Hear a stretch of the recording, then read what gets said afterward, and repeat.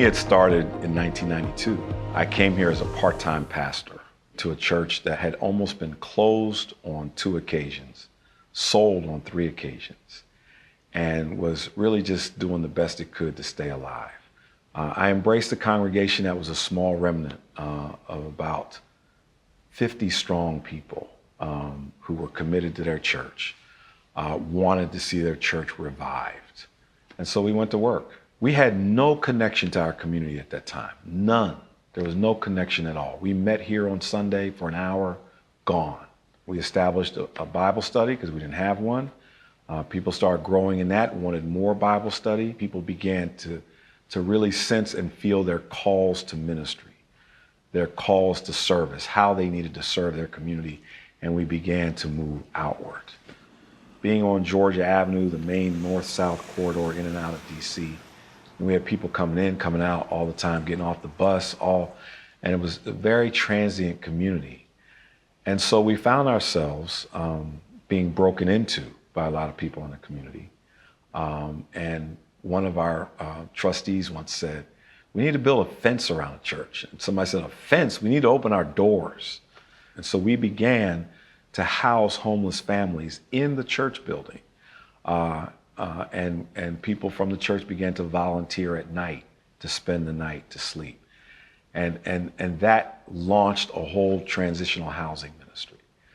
We had a rundown parsonage that we renovated in partnership with the Jewish Community Development Corporation here in town, Yahad.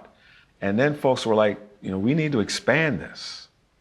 And so for the longest time, we would go up and down Georgia Avenue and look for property. And on 3 occasions, we got to the 11th hour and 30th minute on closing on a deal on property to be able to house more homeless families.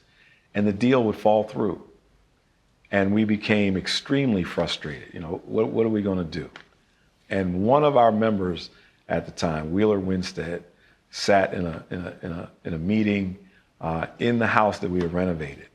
And he looked at everybody and said, why don't we just build right here?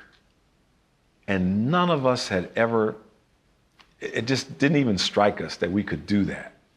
And so we began to get some surveys and saw that we could build here. And the next thing you know, the vision of what would be called the Beacon Center was born. We had already been involved in community organizing. And through that organizing, we began building a lot of relationships across the city. We began to influence the city to do neighborhood investment. There were hurdles to climb in that, but we got through those, and here we are. 2019, we cut the ribbon, and 99 units of affordable rental housing for people who are being displaced from the city. We literally are housing families who otherwise would have no place to live. And so that's been our mission. That's been our mission to provide affordable housing for people who are marginalized and disenfranchised. And we've stuck to it, we've chased after it. And now we're looking to build even another project in another part of the city. And so, thanks be to God.